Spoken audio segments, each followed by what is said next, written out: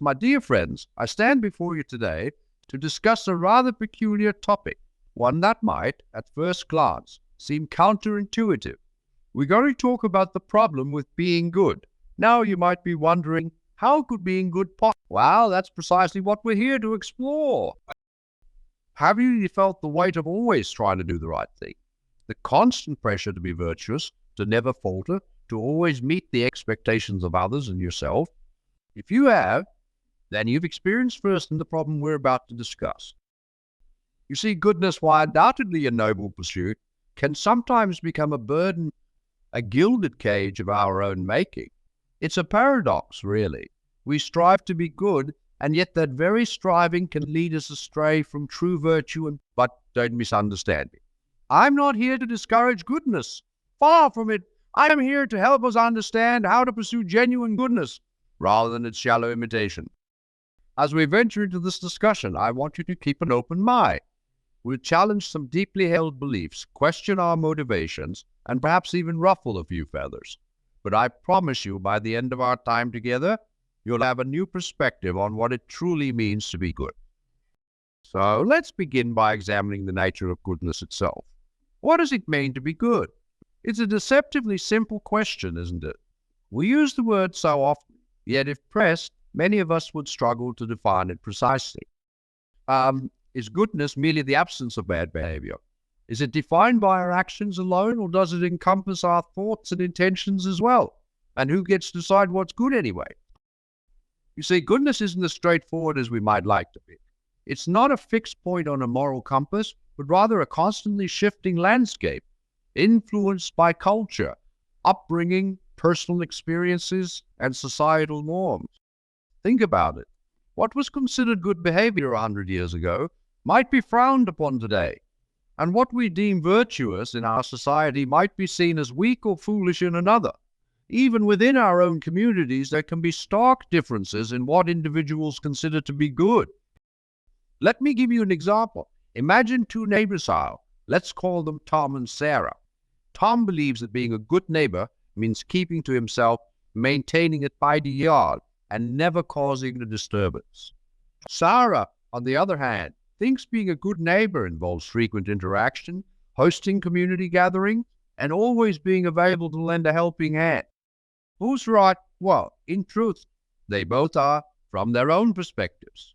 And therein lies the first problem with being good, its subjective nature.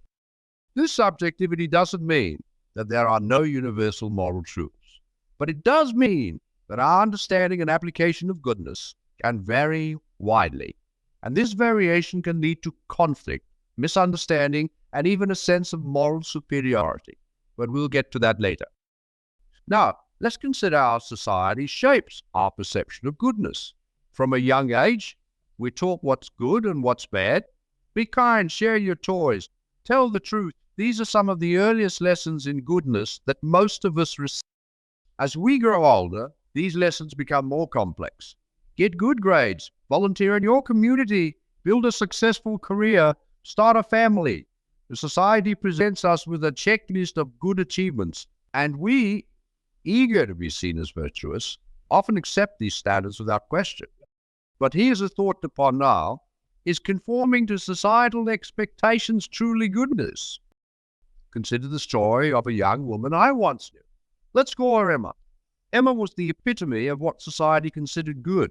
She excelled in school, volunteered at the local shelter, and pursued a career in a prestigious field. By all external measures, she was a paragon of virtue. But Emma was miserable. The career she had chosen, while respectable, left her feeling unfulfilled. Her volunteer work, while beneficial to others, was draining her emotionally. She was living up to everyone's expectations of goodness except her own. Emma's story illustrates another problem with being good, the burden of expectations. You see, once we establish ourselves as good people, we often feel immense pressure to maintain that image. We become trapped in a cycle of meeting others' expectations, often at the expense of our own growth and happiness. This pressure can manifest in various ways. Perhaps you've experienced the fear of making a mistake, worried that one misstep might shatter your carefully constructed image of goodness. Or maybe you felt the weight of always having to be the responsible, the voice of reason, the shoulder to cry on. I remember a man, let's call him David, who was known in his community as the person everyone could rely on. Need help moving? Call David. Car broke down. David will give you a ride. Looking for a babysitter at the last minute? David's your man. David's helpfulness was admirable, but it came at a cost. He rarely had time for his own interests or needs. He was constantly exhausted, always putting others first. His goodness had become a burden, a role he felt obligated to play even when it was detrimental to his own well-being. The fear of disappointing others can be paralyzing. We become so concerned with maintaining our good image that we forget to listen to our own inner voice. We say yes when we want to say no. We agree when we want to disagree. We silence our own needs and desires in the name of being good. We've explored some challenging ideas about the nature of goodness, the expectations it brings, and the complacency it can breed. Now let's venture further into this complex topic.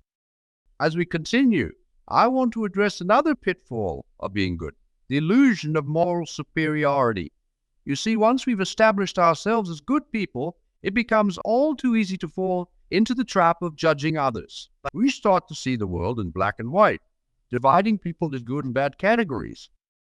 Have you ever caught yourself thinking, I would never do that, when hearing about someone else's mistakes? Or perhaps you felt a sense of pride in your own virtue when comparing yourself to others? If right so, you've experienced this illusion of moral superiority. Let me share a personal anecdote. Years ago, I knew a man, we'll call him George, who was widely regarded as a pillar of the community.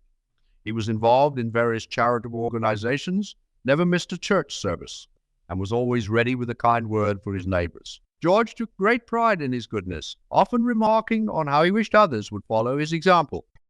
One day, George's son was arrested for that. The community was shocked, but no one was more shaken than George himself. He couldn't understand how his son, raised in such a good household, could do something so wrong. In his confusion and pain, George became harsh and judgmental, not just towards his son, but towards anyone he perceived as less virtuous than himself. The illusion of moral superiority often blinds us to our own flaws and the complexities of human nature. It creates a false dichotomy between good people like us, of course, and bad people, everyone else, who doesn't meet our standards. We are all capable of both good and bad. We all have our strengths and our weaknesses, our moments of virtue and our moments of failings. The sooner we recognize this, the closer we'll be to true goodness. This illusion of moral superiority doesn't just affect how we view others. It also impacts how we view ourselves.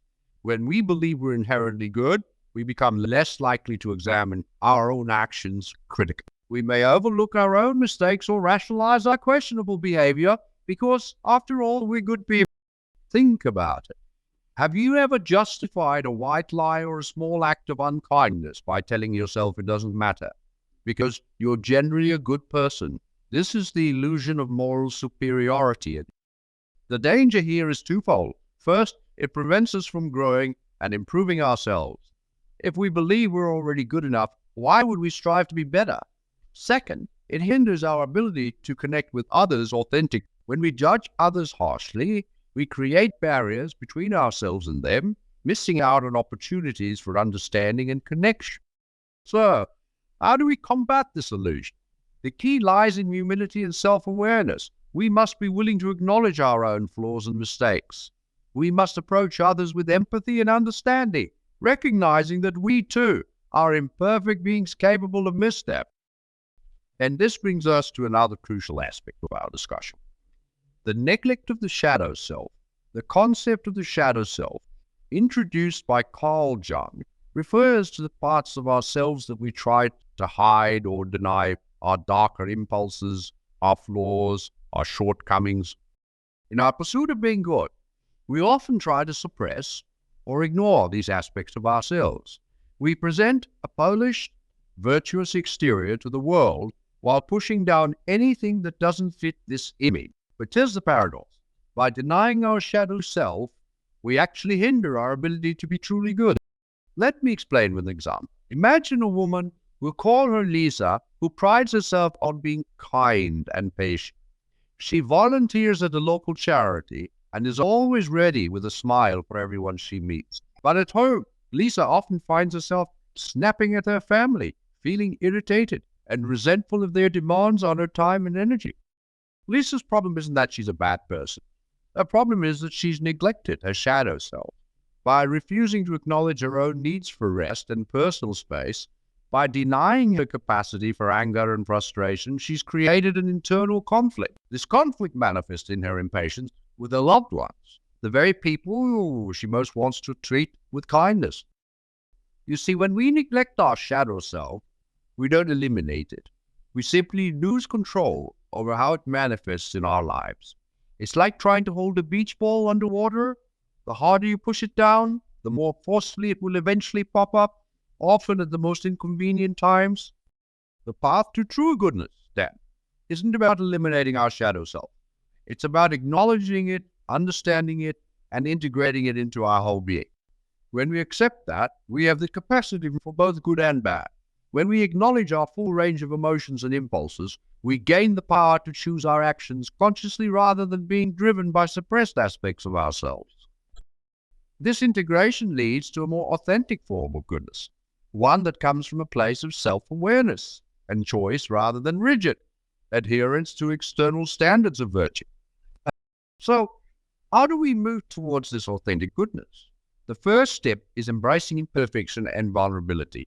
We need to let go of the idea that being good means being perfect. True goodness isn't about never making mistakes. It's about how we respond when we do make.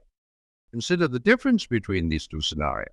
In the first, someone makes a mistake and, fearing judgment, tries to cover it up or blame others.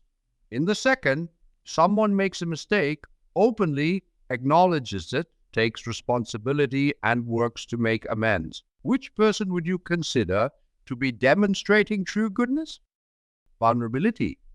The willingness to be open about our struggles and shortcomings is key to authentic goodness. It allows us to connect with others on a deeper level, to learn from our mistakes, and to grow as individuals. This brings us to another crucial element of authentic goodness: empathy and understanding. When we acknowledge our own imperfections, we become more capable of extending compassion to others. We realize that everyone is fighting their own battles. Empathy doesn't mean excusing harmful behavior. Rather, it means approaching others with a spirit of understanding, recognizing the complex factors that shape human behavior. It means being willing to listen, to put ourselves in another's shoes before passing judgment. Now, you might be wondering, this all sounds well and good, but how do I put it into practice?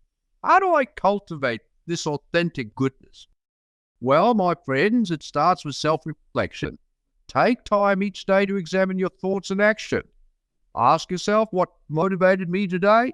Where did I fall short of my own standards? Where did I judge others harshly? What parts of myself am I trying to hide or suppress? Next, practice radical honesty with yourself and with others. This doesn't mean being brutally blunt or sharing every thought that crosses your mind. It means being truthful about your feelings, your struggles, your mistakes. Mac Wyman. It means admitting when you're wrong and being willing to apologize and make amends. Cultivate curiosity about others. Instead of making assumptions or quick judgments, ask questions. Seek to understand different perspectives, especially when they challenge your own belief. Practice forgiveness, both for others and for yourself. Remember, the goal isn't perfection, it's growth. When you or others fall short, approach the situation with compassion and a focus on learning and improving. And perhaps most importantly, balance your pursuit of goodness with a commitment to personal growth. Remember our discussion about the trap of complacency? Well, the antidote to that is a mindset of continuous improvement. This doesn't mean you should never be satisfied with yourself. It means maintaining a healthy balance between self-acceptance and self-improvement. Accept yourself as you are, flaws and all, but always strive to be a bit better today than you were yesterday. Challenge yourself regularly. Step out of your comfort zone. Engage with ideas that make you uncomfortable. As you do this, you'll find your capacity for empathy expanding, your understanding of goodness deepen. Remember, discomfort and struggle are not signs that you're doing something wrong. Often they're signs that you're growing. True goodness isn't about always feeling virtuous or comfortable. It's about being willing to grapple with difficult questions, to challenge your own assumptions, to do what's right even when it's hard. Let me share one final story with you. There was once a young man, let's call him Alex, who always strived to be good. He followed all the rules, never rocked the boat, always did what was expected of him. But deep down, Alex felt unfulfilled.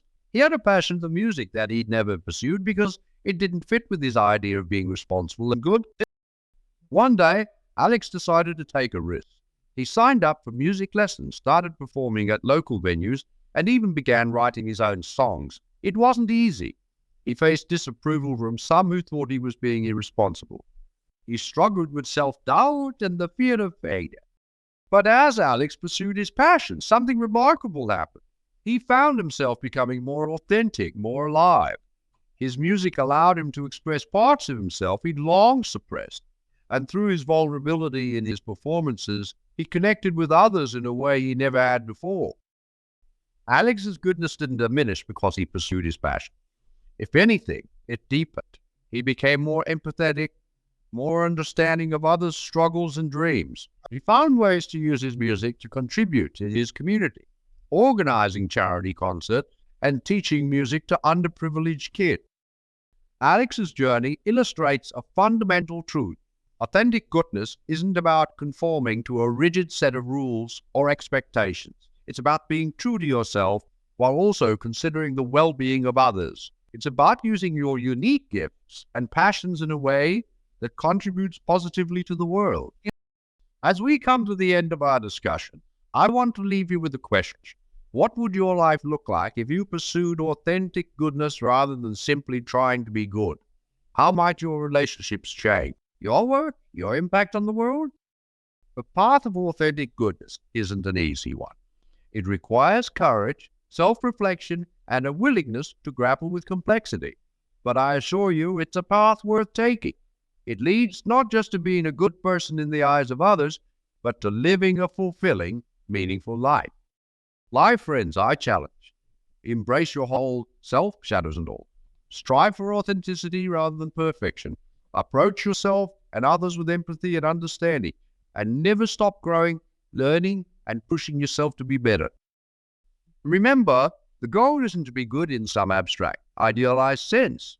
The goal is to be authentically, fully human with all the messiness, complexity, and beauty that entails. That, my friends, is the truest form of goodness we can aspire to. As you leave here today, carry this message with you.